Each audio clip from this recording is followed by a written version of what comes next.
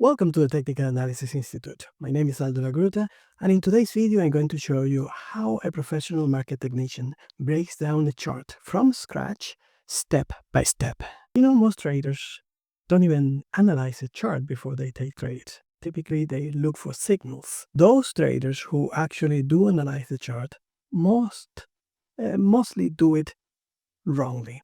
So I want to tell you today how to do it with some structure. So let's begin with this chart.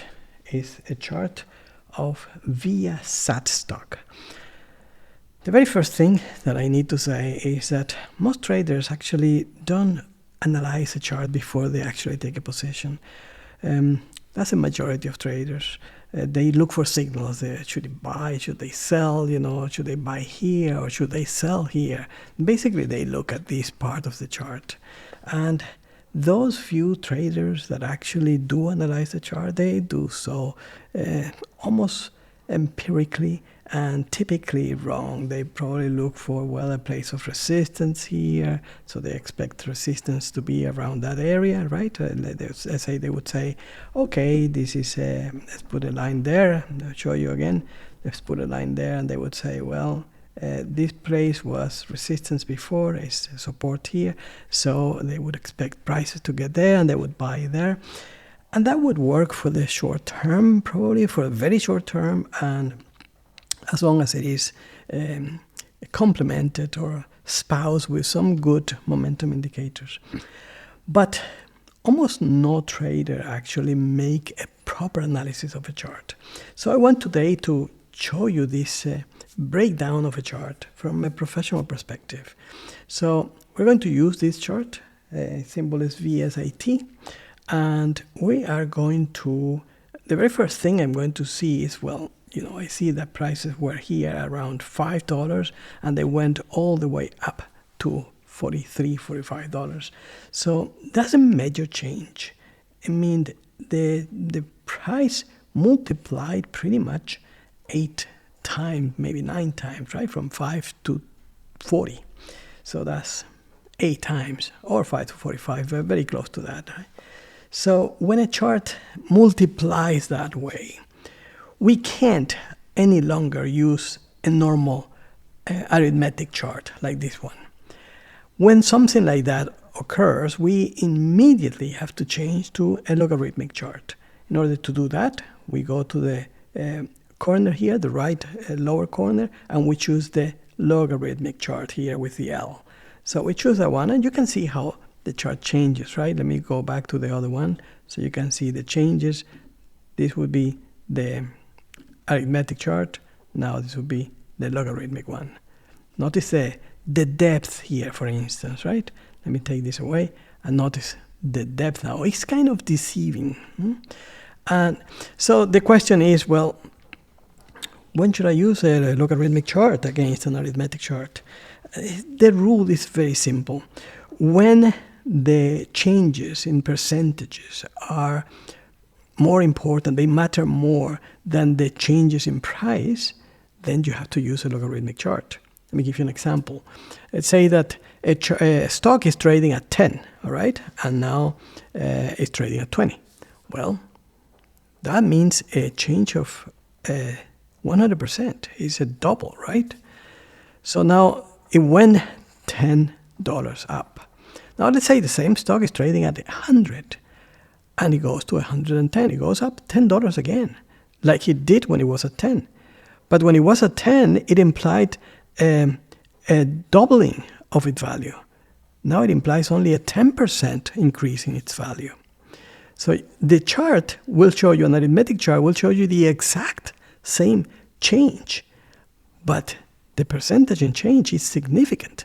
So the same thing, the same chart now is trading at 1,000, and it goes from 1,000 to 1,010. Well, that's only 1% in value. Yet the chart, the arithmetic chart, will show you the exact same distance because it's an increase in $10. So that is not right. That's totally wrong. We need to have a much better perspective of what it is.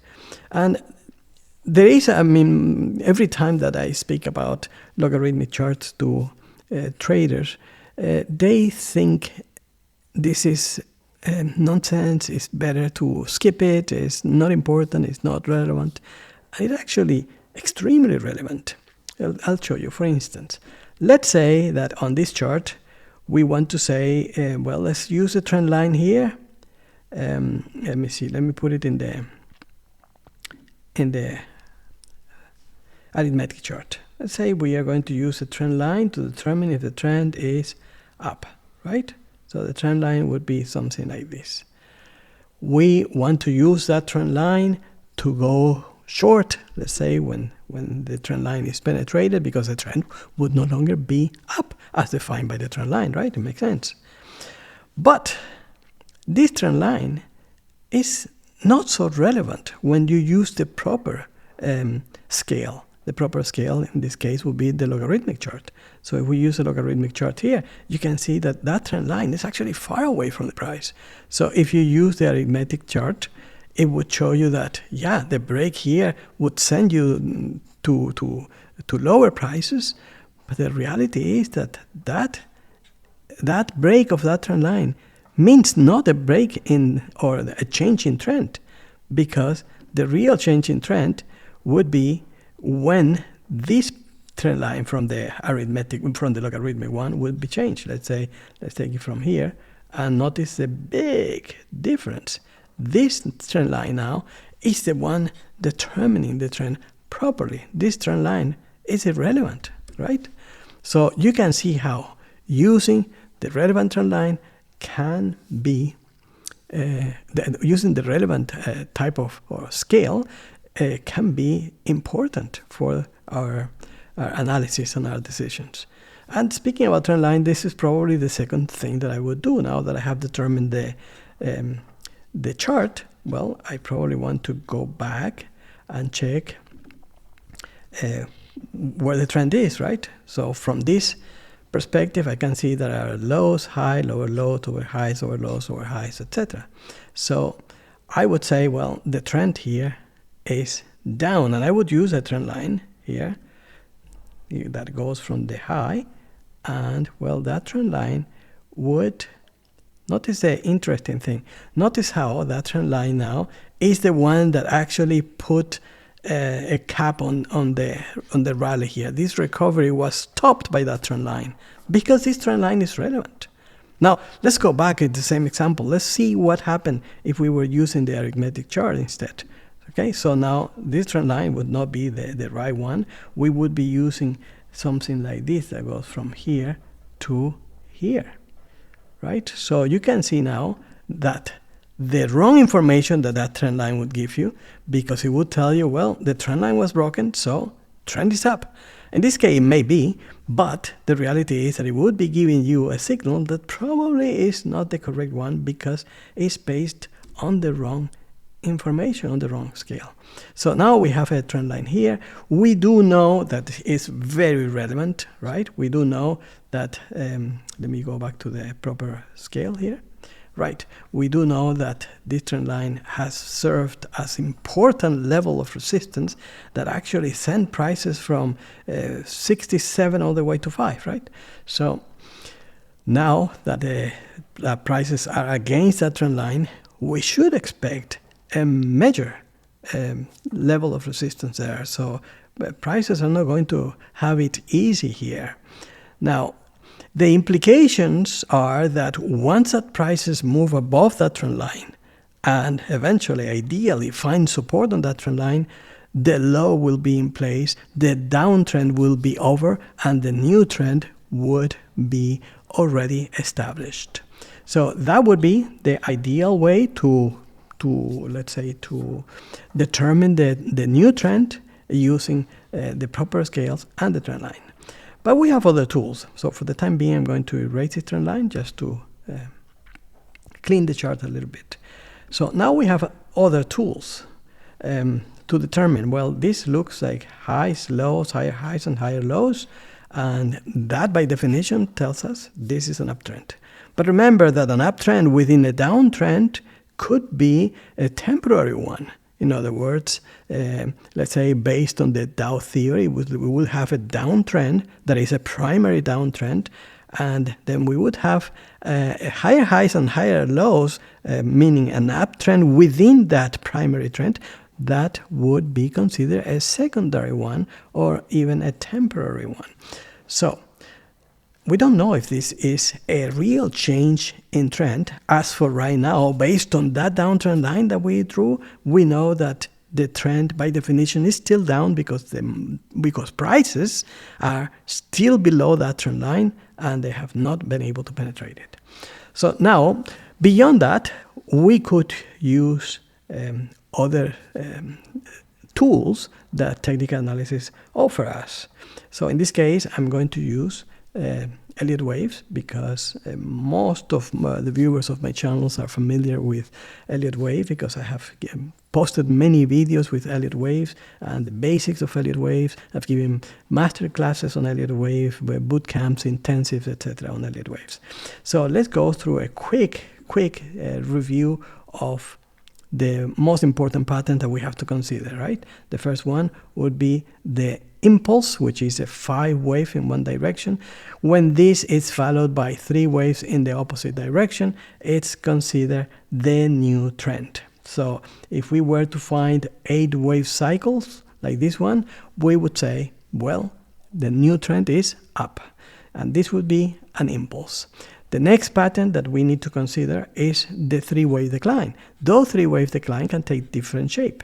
Typically, we would see 3 waves like a zigzag or ABC, right? And a variation of that could be something that would be a double zigzag that would go like this. That would be very sharp down.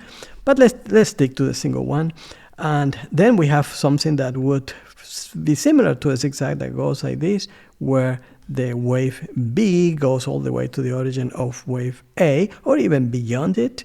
And lastly, we have another corrective pattern that takes the shape of a triangle, right? And it's called a triangle. So now that we have those, these are pretty much the 4 patterns that we have to keep in mind at the time of analyzing this chart particularly, but analyzing any chart actually. And we will see if we find anything similar. No? For instance, as we said, if we find a 5-wave move in one direction followed by 3 waves in the opposite direction, means that the trend is up. So whenever we see 3 waves down, means that the trend is up, right? So in this case, you can see from here, without going too far, that this move is down. It's in 3. And it's very similar to that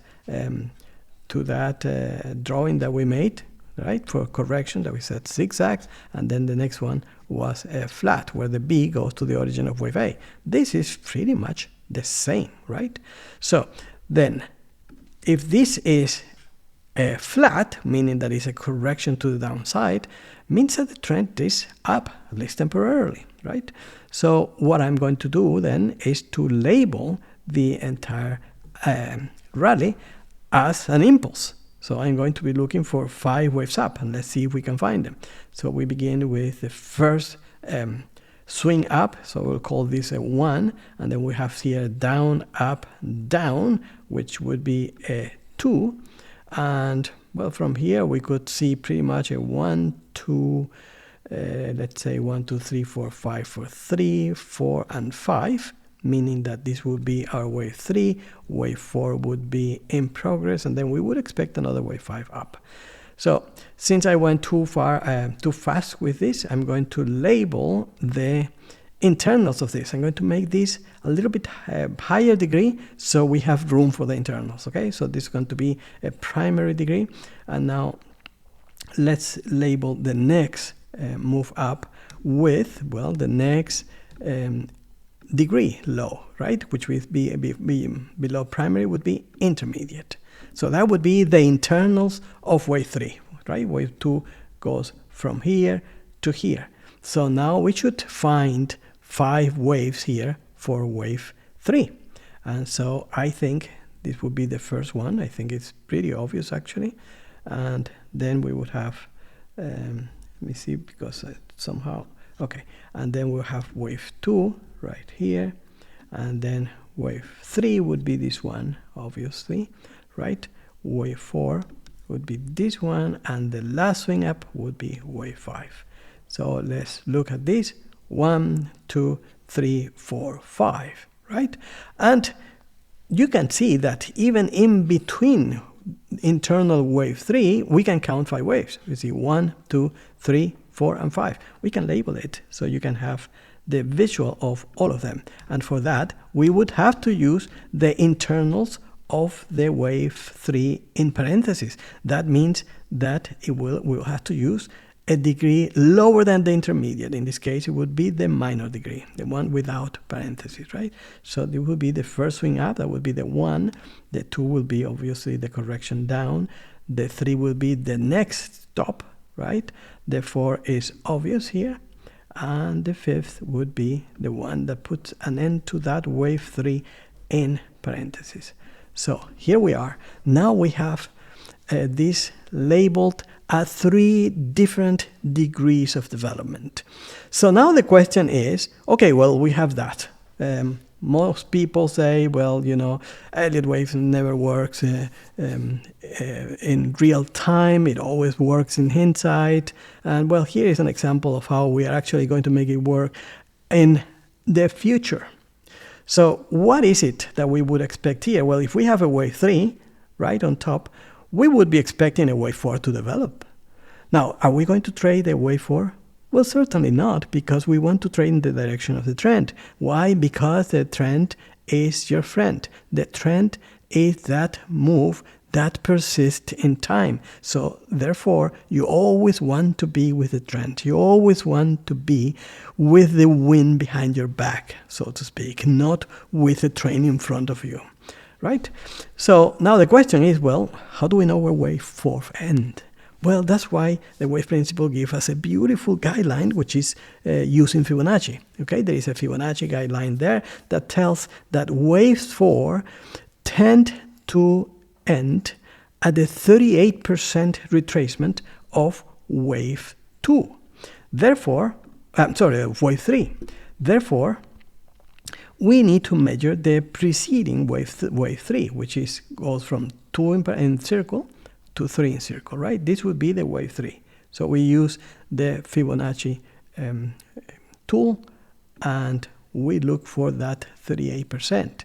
In this case, that 38% would be around, let me see, around $22, right? Which is pretty much around where we put the 4, because, you know, by side, you can pretty much calculate that. That's the distance that we'll go. So now we know we have a place where we want to buy this. We want to buy, not even now in the present, not even in hindsight, but in the future, we want to buy at around $22. And if we use another one of the guidelines that the Elliott wave principle provides us with, that is extremely useful, it tells us that waves 4 tend to end by the wave 4 of the previous degree, and typically near its terminus. What does it mean? It means that, well, if this is wave 4 in circle, that would be primary wave 4, the end of this wave would typically or tend to end by the terminal point of the wave 4 of 1 lesser degree, which would be the one in parentheses. So that means that around $26, we could expect that prices are going to bounce, and that wave 4 might end there. So we could buy a half of our position at, let's say, $26, and the other half at $22, given the precise level of retracements that typical wave 4 produce. So when we say, well, that's about $26, right? Well, we can see that those are the levels of previous resistance and support before, right? So you can see this right here is exactly at 26.36. So you can see that that area is probably going to be the one that is going to provide us with the opportunity to buy. So what can we forecast here? Well, we could forecast that prices are going to be developing something like this, right? Maybe, let me make a different drawing. Maybe we would go a little bit like this and this, right? To produce potentially a zigzag, right? And then from there, we want to buy. So let's move this, here. So from there, we want to buy. And we know that when we buy, we're going to have a lot of confidence. Why? Because prices have given us tremendous amount of data to actually know that it has done what is expected of them to do, which is to develop in 5, following the rules of Elliott wave, following the guidelines of Elliott waves. Therefore, placing an order here would give us some degree of confidence that prices are going to at least move to the extreme, right? And will reach at least 43, which means, again, this is doubling your investment. So in this case, you are buying at 26 or 22, depending upon where you buy. And let's say the average is 22. Let's make it 20 to make it easy to round. So round to 20, and it's going to go all the way to 43, which is double. But we know that wave 5 typically travel beyond the end of wave 3, right? It's not going to end here. So wave 5 would be expected to move a lot higher than this. Therefore, you would expect the doubling of your money by investing at around those prices based on this particular analysis. Now, what about that trend line that we discussed?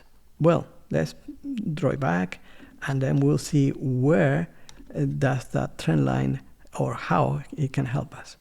Well, once that wave 5 is already in place, let's speculate a little bit and say that from here we're going to have a wave 5 that is going to move in 5 waves, right? So that's another advantage. We'll have 5 waves there to move up that we can count on a smaller time frame. And so thereafter, we would expect prices to come down and then find support at that trend line. And with that support, we want to establish ourselves as bullish and then add to our investment on this level again and continue moving higher and higher and higher, right? Because this would imply, if we have a 5 wave up and 3 move down, it would imply that the trend has changed. Okay, it has been a completely change in trend from down to up, and the possibilities and opportunities for this type of situations are immense. So, with that in mind, you can see the value of breaking down a chart using the proper tools of technical analysis, the proper approach, rather than simply looking for a buy signal or a sell signal around here, right? So that would be pretty much insignificant. So notice that I didn't actually use any indicator, but why would we use an indicator here? Well, we could use an indicator to confirm our opinion of what the market is supposed to do, and if the indicator confirms that, well, great. And that would be a way for us to use the indicator. But typically people would use that indicator to give them a buy signal, a sell signal, without knowing the context. In other words, you get a sell signal here, and would it make sense? Or would it be better to have a buy signal? How do we know? How can we judge that? Well, we say, well, a buy signal would make more sense because the trend is up. Well, sure, but we know, based on Elliott waves, that the retracement here is not sufficient as to qualify as a wave 4 of primary degree. Therefore, we know that likely, in all likelihood, we are going to see prices still moving lower to complete a more, let's say, balanced, a more proportional wave 4. Therefore, we would ignore any buy signal. But in order to do that, you need to use the proper analysis.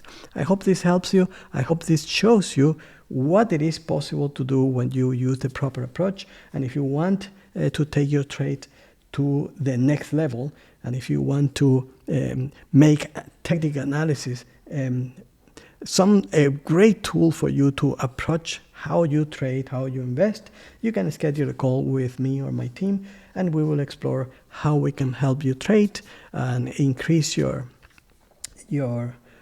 profit and confidence significantly by participating in our Trading Mastery program. We only accept about 10 students per month, and that would be our maximum. So if you are interested, schedule a call and we'll be happy to speak to you. Thank you very much, and I hope to see you very soon. Bye-bye.